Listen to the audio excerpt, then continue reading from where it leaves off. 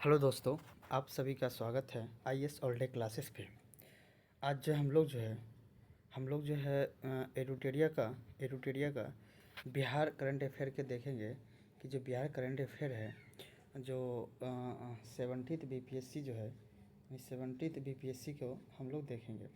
70th BPSC में लगभग आपका बिहार करंट अफेयर में आपका जो है इसमें लगभग 7 से 8 सवाल बिहार करंट अफेयर से देखने को मिलता है, जो कि आप लोग मार्केट में देखे होंगे, ये बुक आया हुआ है। तो सबसे पहले देखिए, एक बार इसका हम विषय सूची देख लेते हैं। तो विषय सूची में जैसा कि अगर हम आपको बताएं तो विषय सूची में सबसे पहले है, देखिए एक तो फैक्ट के तौर पे है फटाफट यानी 100.com है। फिर हिंदी संपादकीय समाचार में जो जो न्यूज़ में रहा है उस चीज़ के बारे में दिया हुआ है। और उसके बाद जो आपका दिया हुआ है वो है बिहार के नवीनतम आंकड़े। बिहार का नवीनतम आंकड़े क्या है उसके बारे में फिर हम लोग देख लेंगे। उसके बाद बिहार का जातिगत जनगणना के बारे में है, बिहार की लोकसभा के बारे में, बिहार सरकार के आगामी लक्ष्य क्या क्या है इसके बारे में है। उसके बाद ये रखा है वर्ष 2024 में विधानसभा में पास हुए विधेयक, यानी विधानसभा में कौन कौन सा विधेयक पास हुआ है। तो उसी तरह कई सारे टॉपिक है, इसके बारे में हम लोग इस सब को हम लोग देख लेंगे। तो आते हैं सबसे पहले जो हम लोग, ये बिहार का मैप है जिसमें आपको पता है कि बिहार के कुल 38 डिस्ट्रिक्ट है। 38 डिस्ट्रिक्ट में से आपको पता है ये जो है आपका 9 प्रमंडल में बटा हुआ है। तो 9 प्रमंडल में जो बटा हुआ है उसमें देख लीजिए आप, उस हिसाब से दिया गया है। चलिए अब आते हैं हम लोग फटाफट.com पे। ठीक है, बिहार के करंट अफेयर में देखिए सबसे पहले अगर हम बात करें तो बिहार के करंट अफेयर में देखिए सबसे पहले बात किया जाता है। देखिए पहले क्या कर रहा है, पहला नंबर करंट अफेयर जो है वो आपका क्या कर रहा है कि भारत का सबसे ऊंचा महात्मा गांधी को, भारत में सबसे ऊंचा महात्मा गांधी पर समर्पित टावर, बापू टावर लोकार्पण कहाँ किया गया है, यानी क्या कब किया गया है। ठीक है, तो ये याद रखना 2 अक्टूबर 2024 को। तो भारत का सबसे ऊंचा महात्मा गांधी पर समर्पित टावर, बापू टावर का लोकार्पण कब किया है, 2 अक्टूबर 2024 को। आपको पता है 2 अक्टूबर के दिन जो है गांधी जयंती होता है, तो इस चीज़ में आपको याद रखना है 2 अक्टूबर को इसका किया गया है। चलिए अब आगे हम लोग बढ़ते हैं। अगला आता है, अगला 2 नंबर का जो है, 2 नंबर में कहा गया है कि किस राज्य सरकार अपने सभी ग्राम पंचायत भवन में बैंक या डाकघर शाखा खोलने की घोषणा की है। तो बिहार सरकार, किसने की है, तो बिहार सरकार, यानी बिहार राज्य सरकार जो है, बिहार राज्य सरकार जो है अपने ग्राम पंचायत में बैंक डाकघर खोलने का घोषणा की है। ठीक है, उसके बाद तीसरे नंबर का अगर बात करें तो तीसरे नंबर कहा गया भारतीय न्याय संहिता के तहत सजा दिलाने वाला देश का, भारतीय न्याय संहिता के साथ सजा दिलाने वाला देश का पहला जिला कौन सा बना है, तो सारण। तो भारत न्याय संहिता के साथ भारत न्याय संहिता के तहत सजा दिलाने वाला देश का पहला जिला कौन सा बना, बिहार राज्य का है सारण जिला। एशिया का सबसे बड़ा इथेनॉल फैक्ट्री भारत में किस जिले में खोली गई है, तो जम्मू जिला में। याद रखना है एशिया का सबसे बड़ा इथेनॉल फैक्ट्री किस जिला में खोला गया है, तो आपका जम्मू जिला में खोला गया है। ठीक है, तो इस चीज़ों को आपको याद रखना है। चलिए अब आगे बढ़ते हैं हम लोग, अगला आते हैं। अगला कहा गया है भारत में पहली बार किस राज्य में क्लाइमेट क्या करें, climate resilience of low carbon development pathway विकसित किया गया है, तो बिहार में किया गया है। ठीक है, कहाँ किया गया है, तो बिहार में किया गया, इस चीज़ को याद रखना है। अब नेक्स्ट छठा नंबर क्वेश्चन कह रहा है, छठा नंबर क्वेश्चन कह रहा है आपका कि हेल्थ केयर ड्रोन का सफलतापूर्वक परीक्षण करने वाला भारत का पहला संस्थान कौन सा बना, तो AIIMS Patna. Health care drone का सफलतापूर्वक परीक्षण करने वाला भारत का पहला संस्थान कौन बना, एम्स पटना बना। ठीक है, अब करें 64 घंटे में एवरेस्ट बेस कैंप फतह करने वाली दुनिया की पहली महिला कौन बनी। 64 घंटा में एवरेस्ट बेस कैंप फतह करने वाली दुनिया की सबसे पहली महिला कौन बनी, सविता महतो छपरा। कहाँ के रहने वाले, सविता महतो छपरा के रहने वाले, यानी सविता महतो। याद रखना है 64 घंटा में इसने एवरेस्ट का क्या किया है, फतह करने वाली दुनिया की सबसे पहली महिला बन गई है। ठीक है, अब आते हैं 8 नंबर क्वेश्चन क्या कर रहा है, जनवरी में नीति आयोग द्वारा जारी एक चर्चा पत्र के अनुसार पिछले 9 वर्षों में बिहार के कितने लोगों को बहुआयामी गरीबी से बाहर आए हैं, तो याद रखना है यानी 3.77 करोड़ यानी 3.77 करोड़ आदमी को नीति आयोग द्वारा बहुआयामी गरीबी से क्या किया गया है, बाहर किया गया है। चलिए अब हम लोग बात करते हैं, अगला 10 नंबर का है। 10 नंबर में कह रहा है कि 10 नंबर जो है आपका कह रहा है कि किस राज्य सरकार ने अपने राज्य के सभी दुधारू पशुओं को बीमा कराने के लिए निर्णय किया है। दुधारू पशुओं का जो है बीमा कराने के लिए कौन सा राज्य ने प्रावधान किया है, तो बिहार राज्य ने दुधारू राज्य जो पशु होते हैं उसका बीमा कराना निर्णय लिया है। अब अगला सवाल आता है, किस नगर निगम में भारत में पहली डिजिटल करेंसी जारी की है, तो वो है पटना नगर निगम। याद रखना है, पटना नगर निगम जो है भारत में पहली डिजिटल करेंसी जारी किया है।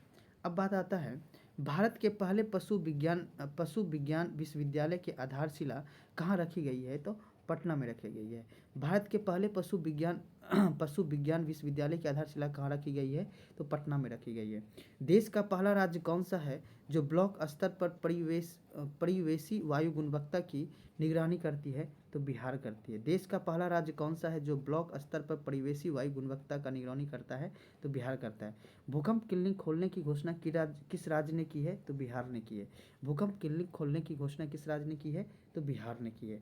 घर बैठे ऑनलाइन पिंडदान के लिए किस राज्य सरकार ने ई पिंडदान ऐप बनाया है, तो पर्यटक विभाग द्वारा बिहार सरकार ने, किसने बनाया है, पर्यटक विभाग द्वारा बिहार सरकार ने बनाया है। अब अगला कह रहा है कि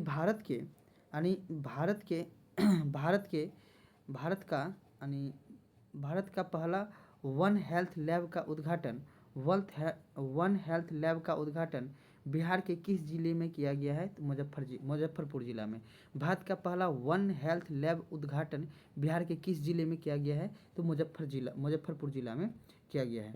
ठीक है, अब हम लोग अगला आते हैं। अगला कहा गया है, अगला जो है देखिए, चलिए अब हम लोग आते हैं, मुजफ्फरपुर जिला हो गया। उसके बाद कह रहा है अगला सवाल क्या कर रहा है कि एक सेकेंड, अगला सवाल कह रहा है कि लड़कियां और महिलाओं के लिए माहवारी स्वच्छता पर रोड मैप तैयार करने वाला भारत का पहला कौन सा राज्य बना, तो बिहार बना। ठीक है, इस चीज़ को याद रखना है। गया के 18 नंबर देखते हैं, गया के फल्गु नदी पर बने देश का सबसे लंबे रबर डैम गाजी डैम की कितनी लंबाई है, तो 411 मीटर। कितनी लंबाई है, तो 411 मीटर। अब कह रहे हैं बच्चों के लिए भारत का पहला कैंसर अस्पताल कहाँ खोला गया है, तो पटना में खोला गया। बच्चों के लिए कैंसर अस्पताल कहाँ खोला गया है, तो पटना में खोला गया है। बच्चों के लिए कैंसर अस्पताल कहाँ खोला गया है, तो पटना में खोला गया है। ठीक है, अब हम लोग देखते हैं,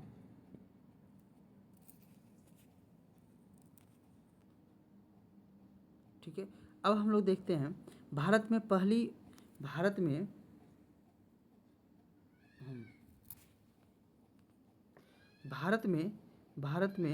पहली बार विधि सेवा प्राधिकार में सभी पदों पर महिला पदाधिकारी को नियुक्ति करने वाला देश का करने वाला पहला राज्य कौन सा बना, तो वो बिहार बना है। याद रखना, भारत में पहली बार विधि सेवा प्राधिकार में सभी पदों पर महिला की पदाधिकारियों की नियुक्ति करने वाला कौन सा राज्य बना, तो बिहार बना। भारत का याद रखना है, भारत का पहला टिश्यू कल्चर लैब कहाँ खोला गया है, तो TNB कॉलेज भागलपुर में क्या खोला गया है, भारत का पहला टिश्यू कल्चर लैब कौन सा खोला गया है, भारत का पहला टिश्यू कल्चर लैब कहाँ खोला गया है, तो याद रखना है TNB कॉलेज भागलपुर। अब हम लोग बात करते हैं इस चैप्टर का। ठीक है, 22 नंबर क्वेश्चन क्या कर रहे हैं, 22 नंबर क्वेश्चन कर रहे हैं भारत का सबसे बड़ा धर्मशाला आधारशिला माननीय मुख्यमंत्री नीतीश कुमार द्वारा कहाँ रखा गया है, तो गया में। कहाँ रखा गया है, तो गया में। भारत का सबसे बड़ा याद रखना है, भारत का सबसे बड़ा धर्मशाला का आधारशिला माननीय मुख्यमंत्री नीतीश कुमार द्वारा कहाँ रखा गया है, तो गया में रखा गया है। चलिए अब हम लोग अगला आते हैं अगला क्वेश्चन पे। अगला क्वेश्चन क्या कर रहा है, अगला क्वेश्चन पे हम लोग आते हैं। हाँ, अगला क्वेश्चन कह रहा है कि ये जो है मेरा यानी बिहार याद रखना है किस राज्य सरकार ने सभी नगर पंचायत एवं ग्राम पंचायत में खेल क्लब बनाने की घोषणा की है? तो बिहार में की है। किस राज्य ने सभी नगर पंचायत एवं ग्राम पंचायत में खेल क्लब बनाने की घोषणा की है? तो बिहार में की है। अब हम लोग बढ़ते हैं, राष्ट्रीय डॉल्फिन रिसर्च सेंटर का उद्घाटन मुख्यमंत्री नीतीश कुमार ने किस शहर में किया है? तो पटना में किया है। याद रखना है, राष्ट्रीय डॉल्फिन रिसर्च सेंटर का उद्घाटन मुख्यमंत्री नीतीश कुमार ने किस शहर में किया है? तो पटना में किया है। नीति आयोग ने SDG इंडियन इंडेक्स 2024 में बिहार में कौन सा स्थान प्राप्त किया है? तो सबसे अंतिम 57। कहाँ किया है? यानी नीति आयोग के SDG रिपोर्ट में जो है बिहार का कौन सा स्थान है? तो 57। कौन सा स्थान है? तो 57। चलिए अब हम लोग आगे बढ़ते हैं, अगला देखते हैं। चलिए अब हम लोग आगे देखते हैं, कह रहा है बिहार में, कहाँ? बिहार में पहली बार एशियन महिला हॉकी चैंपियन ट्रॉफी का आयोजन 11 से 20 नवंबर के बीच कहाँ किया जाएगा? तो राजगीर में किया जाएगा। अभी जो कि चल रहा है आपको पता ही होगा। तो बिहार में पहली बार एशियन महिला हॉकी चैंपियन ट्रॉफी का आयोजन 11 से 20 नवंबर के बीच कहाँ किया जाएगा? तो राजगीर में किया जाएगा। ठीक है, एशियन महिला हॉकी चैंपियन में कितने देश भाग ले रहे हैं? तो याद रखना है 6 देश भाग ले रहे हैं। भारत ले रहा है, चीन ले रहा है, जापान ले रहा है, दक्षिण कोरिया ले रहा है, मलेशिया ले रहा है और थाईलैंड ले रहा है। तो याद रखना है भारत, चीन, जापान, दक्षिण कोरिया, मलेशिया और थाईलैंड। ठीक है, चलिए अब हम लोग आगे बढ़ते हैं। आगे क्या कर रहा है, आगे को देखना है। आगे कह रहा है पेरिस पैरा ओलंपिक में पेरिस पैरा ओलंपिक में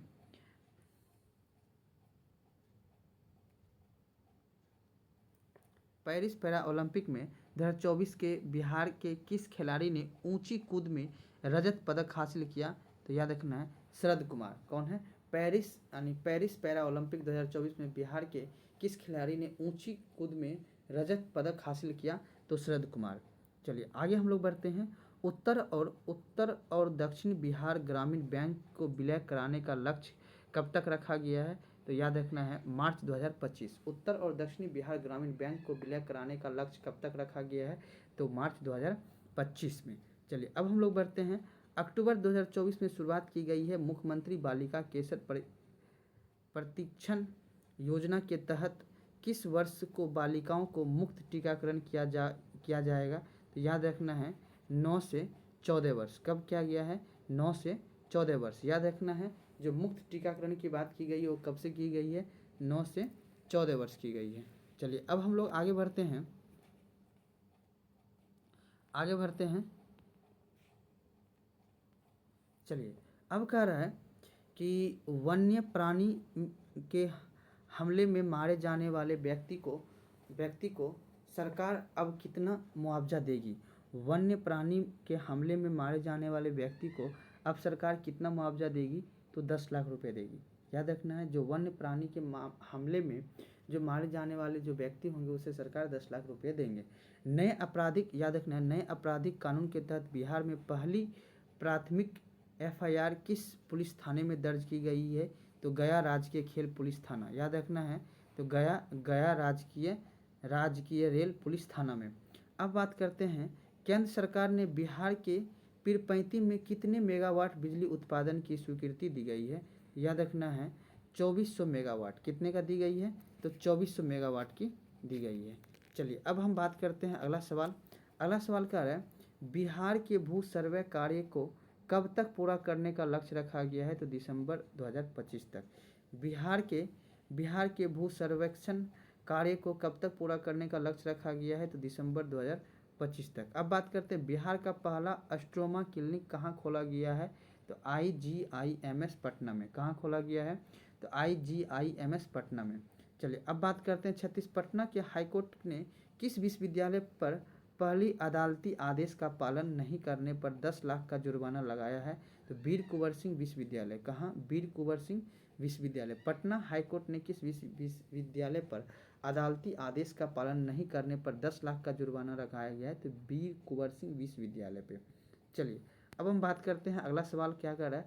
अगला सवाल क्या रहा है कि पेरिस ओलंपिक 2024 में बिहार से भाग लेने वाला एकमात्र खिलाड़ी कौन सी है? तो याद रखना है श्रेया सिंह। कौन है? श्रेया सिंह। ट्रम्प शूटिंग में 23वां स्थान प्राप्त हुआ है। चलिए अब बात करते हैं मध्य प्रदेश। याद रखना है मध्य प्रदेश के बाद मेडिकल की पढ़ाई को हिंदी में कराने वाला राज्य कौन सा बना है? तो बिहार बना है। मध्य प्रदेश के बाद जो है बिहार कौन सा स्थान बना है? बिहार जो है आपका वर्ल्ड इकोनॉमिक्स, याद रखना है वर्ल्ड इकोनॉमिक फोरम द्वारा 2024 में यंग ग्लोबल लीडर किसने घोषित किया है? तो याद रखना है किसने घोषित किया है? शरद विवेक कुमार सिवान ने। किसने किया है? तो शरद विवेक कुमार सिवान ने। चलिए अब हम लोग आगे बढ़ते हैं। अगला देखिए क्या कर रहा है। बिहार का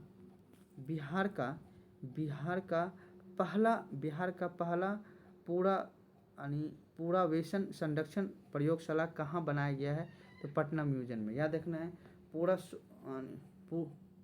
पूरा शोषण संरक्षण प्रयोगशाला कहाँ बनाया गया है? तो पटना म्यूजियम में। बिहार के नए मुख्य सचिव किसे बनाया गया है? तो याद रखना है बिहार का मुख्य से अमृत लाल मीना को। किसको बनाया गया है? अमृत लाल मीना को। बीपीएससी के वर्तमान अध्यक्ष कौन है? तो परमार रवि मनु भाई। परमार रवि मनु भाई। कौन है? परमार रवि मनु भाई। केंद्रीय बजट 2024 के अनुसार बिहार में कितने नए एक्सप्रेसवे निर्माण किया जाएगा? तो 2 एक्सप्रेसवे का निर्माण किया जाएगा। वो कौन कौन सा है? तो एक तो पटना पूर्णिया और बक्सर भागलपुर एक्सप्रेस। भगवान शिव के 167 फीट ऊंची प्रतिमा का निर्माण कहाँ किया जाएगा? याद रखना है कहाँ किया जाएगा?